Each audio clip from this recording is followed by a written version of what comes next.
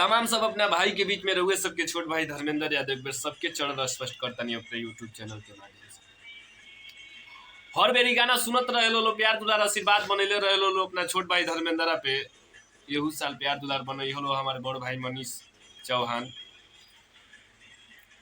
आज हमारा देश की स्थिति इतना खराब बा कि भाई एकदम कोरोना के चारों ओर माहौल गड़बड़ा गया बा फिर से। काहे कि आदमी पहले सुधार लैले रहल कुछ दिन, अब सुधार एकदम सुधारे का नामुए नहीं थे। अगर भाई अगर हमनी लोग चाहे के तबे कोरोना भागी, आ कोरोना भगावे के बाद तो अपने लोग सुरक्षित रहलो, कोरोना कुछ ना हो, कोरोना तो अपने आप भाग जाई। आज इहे कुल देख के हमारा मन फिर एक और डोल चुकल बा।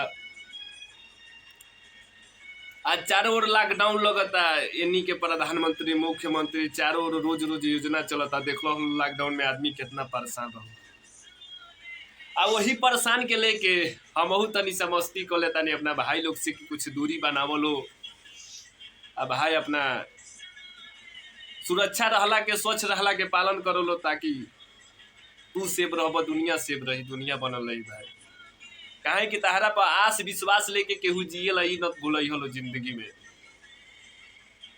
आवो एगो गाना बा कि सैनिटाइजर तू हाथ में लगई ह, 1 मीटर के दूरी बनई ह। आ सैनिटाइजर तू हाथ में लगई ह, 1 मीटर के दूरी बनई ह। और देशवा विदेशवा में मचल हकार बाटे आँख से रोआई। आ कोरोना बढ़ता रे भाई, कोरोना बढ़ता रे भाई। भाई जैसे जे कहता अपना नियम के पालन कर लो, सैनिटाइजर बराबर लगावत रहो। कोरोना के भगावे के बाद हमनिए सब भगा सकता नहीं जा, काहे कि हमने के भारत का वासी बनी गए। जय हिंद, जय भारत, जय भोजपुरी समाज। जितना लोग हमरा के देखता रहो दिल से लव यू, यही तरह देखत रहो।